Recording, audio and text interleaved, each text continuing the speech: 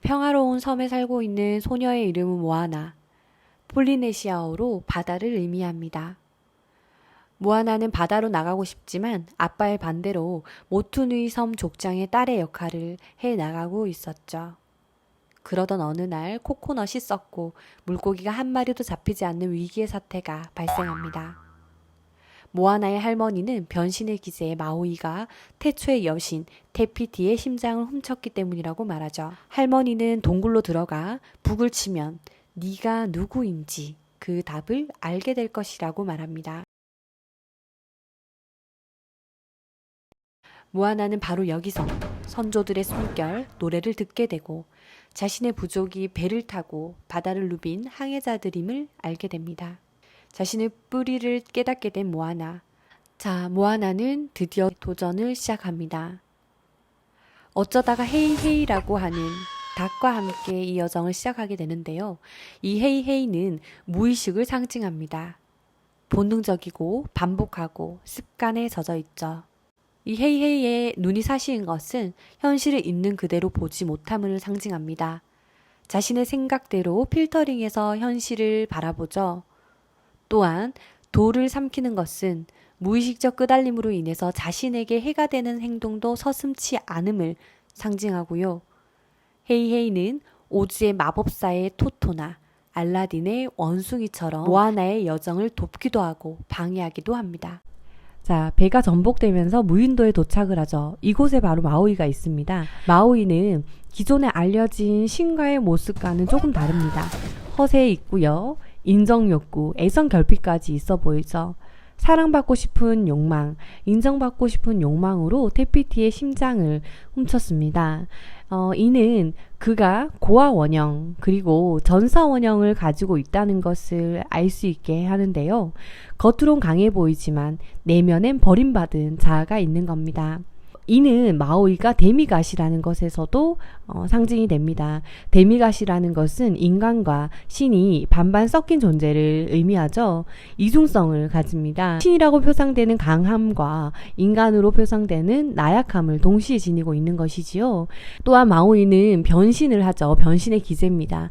여러 개의 페르소나를 가지고 있다는 것을 상징하는데요. 하지만 모아나를 만나서는 변신이 자유롭게 되지 않죠. 이것은 정신적 위기에서 자신의 페르소나를 이어가기가 힘듦을 상징하고 있는지도 모릅니다. 변신을 할 때 반인 반상어의 모습을 볼 수 있습니다. 이것은 마치 두 가지의 인격을 숨길 수 없는 것처럼 보이고 해리장애 그런 부분으로까지 생각을 할 수가 있게 되죠. 또한 마오이의 문신에서 알다시피 몸 앞면에는 자랑할림들이 가득 새겨져 있지만 몸 뒷면에는 상처가 새겨져 있음을 통해서 아직 그 상처와 그림자를 통합하지 못했다라는 것을 알 수 있게 되고요. 마오이가 테피티의 심장을 훔치는데요. 바로 이 행동, 그러니까 심장을 훔친다라는 것에 대한 상징은 타인의 인정을 받기 위해 자신을 버리는 것을 상징한다고 할 수 있습니다. 그 과정에서 그림자, 즉 데카가 나타난 것이죠. 당연합니다. 내 심장, 그러니까 내 본연의 모습을 억누르고 한다면 그림자가 발생할 수밖에 없어요. 네, 그러자 어쨌든 자기의 상징, 즉 테피티의 심장이 바다, 즉 무의식으로 가라앉아 버리죠. 또한 코코넛 나무가 병들고 물고기가 잡히지 않는 것은 정신의 불균형이 만들어낸 정신적 위기를 상징합니다. 우여곡절 끝에 마오이와 함께 떠나는 여정에서 첫 번째로 타마토아라는 개를 만나게 됩니다. 마오이의 갈고리를 가지고 있는데 갈고리를 찾아야 되기 때문에 타마토아를 만나러 가죠. 온갖 보물을 훔쳐 모으며 반짝이는 것에 희열을 느끼는 타마토아는 자본주의, 허례허식, 물질 만능주의를 상징합니다. 마오이만큼이나 인정을 갈구하는 타마토이는 너무 멋지다는 모아나의 거짓말에 넘어가 자신이 얼마나 대단한지 노래하느라 마오이가 자신의 등 뒤에 올라탄지도 모르죠. 네, 그가 부르는 샤이니 가사에는 문시노르 히감은 마오이를 보고 명품으로 나 자신을 감쌌다라고 말합니다.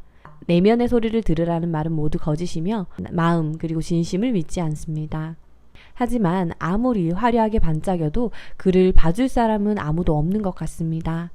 타마토아는 홀로 고립되어 있죠. 그의 주위엔 식인식물, 변형박쥐 등 부조화적인 것, 즉 인위적이고 변형된 것들로 가득합니다. 물질 만능주의에선 누구나 외롭습니다. 아무도 마음을 나눌 사람이라고는 없고 자신의 본 모습을 숨긴 채 살아가는 존재들로 가득하죠. 진짜 자신으로 살 수 없는 껍질 안에 자신의 본 모습을 숨기고 살아야만 하는 삶. 어쩌면 모든 현대인들의 문제가 아닌가 하는데요. 갈고리를 훔쳐 달아가는 모아나에게 마지막으로 나 괜찮았어? 하고 묻는 타마토아는 실은 그 누구보다도 외로운지도 모르겠습니다. 일반적으로 개는 자기 보호, 방어를 상징한다고 합니다. 타마토아는 온갖 반짝이는 것들을 훔쳐 화려하게 꾸민 단단한 껍질 안에 초라한 모습을 숨기고 있었는지도 모르죠. 모아나의 도움으로 위험에서 벗어나 갈고리를 되찾은 마오이. 그는 이제 조금 달라진 태도로 모아나에게 항해법을 전수합니다. 모아나는 마오이의 등에 있는 문신을 보고 그에 대해 묻죠. 마오이는 자신의 상처에 대해서 이야기합니다. 자신의 상처, 수치심을 드러내고 진심 어린 모아나의 위로를 받으면서 그의 상처가 치유되기 시작하죠. 자, 드디어 테카와의 접전이 시작됩니다. 하지만 또다시 밀려버리는 마오이. 의견 충돌로 인해서 마오이의 갈고리가 크게 부서질 뻔 하면서 크게 낙담합니다. 갈고리는 독수리, 상어, 도마뱀 등 다양한 모습으로 변신할 수 있게 도와주는데 이는 마치 다양한 모습, 가면을 가지는 페르소나의 역할을 합니다. 테카, 즉 그림자와의 충돌을 하면서 페르소나가 제 기능을 할 수 없게 되죠. 회사에서 늘 착한 모습이었지만 그림자가 불쑥불쑥 올라온다면 어떨까요? 네, 화를 터뜨리는 상황이 반복되면 착한 나라는 가면은 더 이상 유지할 수가 없죠. 이처럼 갈고리에 금이 간 것은 정신의 위기에서 페르소나가 붕괴될 수 있음을 상징합니다. 영웅의 가면을 쓸 수 없는 것이죠. 마오이는 갈고리가 아니면 난 아무것도 아니야 라고 말합니다. 그러면서 이 모든 게 자신이 특별한 줄 착각하는 모아나 때문이고 바다의 선택이 잘못된 것이다 라는 말을 남기고 마오이는 떠나버립니다. 그의 말에 반박했지만 결국 무너지고 마는 모아나. 그녀는 바다에게 다른 사람을 선택하라며 심장을 되돌려줍니다.